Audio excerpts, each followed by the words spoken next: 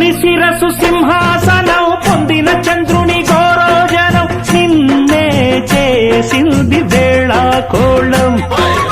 ఎక్కిన మదం దిగిందిగా తగిన ఫలం దక్కిందిగా ఏమైపోయింది గర్వం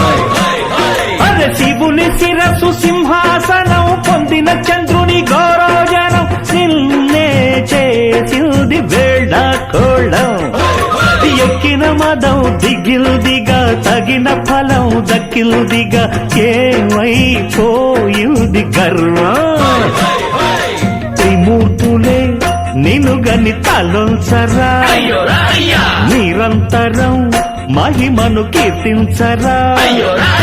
నువ్వెంతనే అహం నువ్వే దండిల్చరా